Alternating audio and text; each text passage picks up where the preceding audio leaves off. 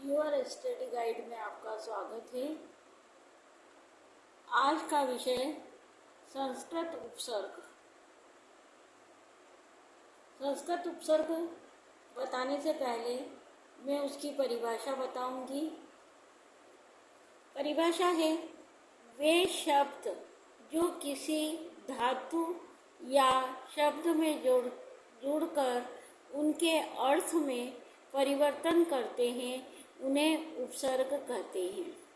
उप का अर्थ होता है समीप और सर्ग का अर्थ होता है षष्ठी अर्थात निर्माण करना। यानी शब्द के समीप जाकर नए शब्द का निर्माण करना क्या होता है, उपसर्ग होती है। अब जैसे जब कोई धातु होती, गच्छ क्या है यहाँ पर, गच्छति, तो छ यहाँ पर धातु आई है। गच्छति का मतलब होता है जाता।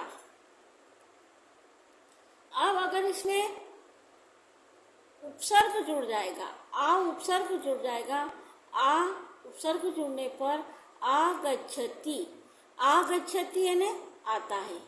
तो एक नए शब्द का धातु में जुड़कर उपसर्ग के जुड़ने से धातु में शब्द में जो परिवर्तन आया है उसे हम उपसर्ग कहते हैं।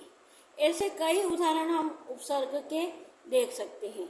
जैसे हार, हार का मतलब होता है यहाँ पर माला, लेकिन जब इसी हार शब्द में प्र उपसर्ग जोड़ दिया जाए तो वो बन जाता है प्रहार। अब यहाँ प्रहार का मतलब होता है मारना। उपसर्ग जुड़ गया, इसका अर्थ में परिवर्तन हो गया। उपसर्ग जोड़ने से अर्थ में क्या हो जाता है, परिवर्तन हो जाता है। संस्कृत में 22 उपसर्ग होते हैं। जैसे प्र, परा, अपि, सम, अनु, औ, नीस, नीर, दूस, दूर, वी, आ, नी, अधि, अति, सु, उत, प्रति, अभि, परि, उप, अप। ऐसे ये 22 उपसर्ग होते हैं। अब इन 22 उपसर्ग का सब में हम क्या करेंगे, उदाहरण को देखेंगे कि किस प्रकार से वो उदाहरण बनेंगे। तो मैं यहाँ लेकर आई हूँ आपके लिए। जैसे प्र है, प्र का मतलब होता है आगे। प्र का मतलब क्या होता है, आगे।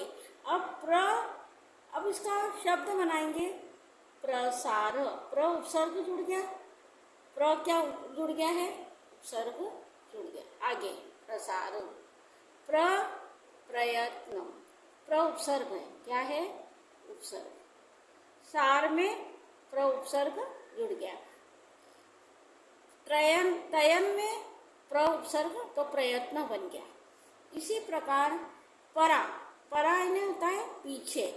परा, या पर परा क्या है, उपसर्ग है और इसमें शब्द जुड़ गया पराभव और ये बन गया पराजय। क्या हो गया, पराजय, उपसर्ग। शब्द जुड़ के एक नया शब्द बन गया, उसे हम कहेंगे उपसर्ग। अब अप यानी क्या होता है, दूर। अपकर्षण, अप उपसर्ग है, उसमें कर्ष जुड़ गया, एक नया शब्द का निर्माण हो गया, अपवाद, अपवाद। एक अप उपसर्ग जुड़ा और एक नया शब्द बन गया अपवाद। सम का मतलब होता है अच्छी तरह। अब हम उपसर्ग जोड़ देंगे सम, हम बिंदी लगाकर यहाँ पर, या हम इसको, तो उपसर्ग हम इसी प्रकार से लिखेंगे, स और बिंदी, म नहीं लगाएंगे। संस्कार, सम इसको पढ़ेंगे हम सम, इसको पढ़ेंगे सम। तो ये हो गया सम, संस्कार, संहार। एक नया शब्द का निर्माण हो गया है। अनु का मतलब होता है पीछे। अब इसमें उपसर्ग लगा है, कौन सा उपसर्ग लगा है, अनु। अनु और अनु दो शब्द बनाए हैं, अनुचर और अनुभव। अव का मतलब होता है दूर या नीचे। अवनति यानी नीचे हो जाएगा, अवनति यानी नीचे, तो अव इसमें उपसर्ग जुड़ा, अवगच्छति यानी जाता है, दूर जाता है, अवगच्छति यानी दूर जाता है। तो यहाँ पर अव उपसर्ग बनाकर इसमें शब्द जोड़कर नए शब्द का निर्माण कर दिया गया है। अब है नीस, नीस धातु है, ये सब क्या है, धातु है। इस धातु में नीस का मतलब होता है बाहर। अब यहाँ पर बना नीश कपट, नीश पाप, नी उपसर्ग जोड़कर ये दो शब्द बनाए गए हैं। उप भी धातु है और इस उप निकट, उप का मतलब होता है पास में या निकट, तो उपवनम, उप उपसर्ग वनम, उपासना, उप लगा है और उपासना बनाया गया है। हर 22 उपसर्ग में आपको शब्द बता रही हूँ। नीर, नीर यानी बाहर, नीर का मतलब होता है बाहर, तो नीर गच्छति, नी क्या हो गया, उपसर्ग, नीर उपसर्ग। अब नीर गच्छति, निरादार दरह, निरादरह।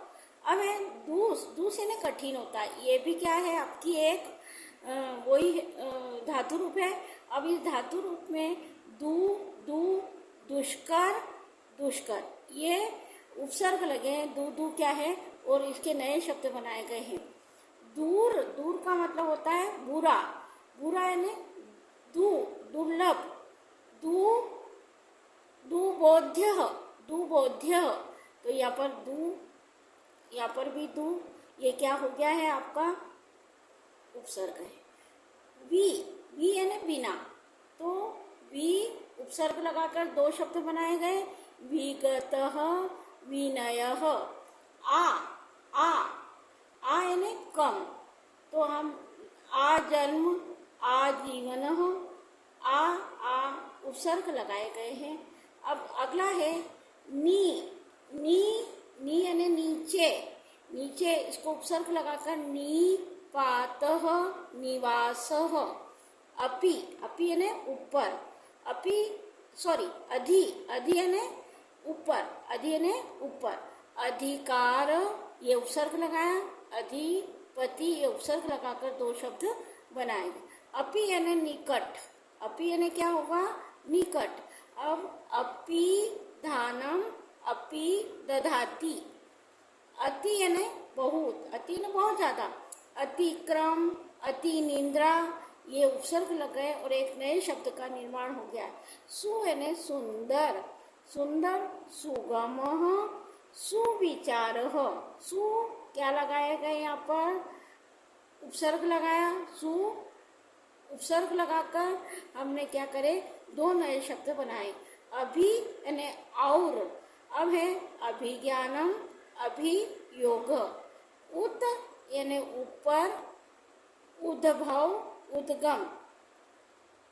अगला है प्रति यानी उल्टा, उल्टा होता है। प्रति का मतलब क्या होता है, उल्टा। अब है प्रति यानी उल्टा, प्रतिकारः, प्रतिवादः।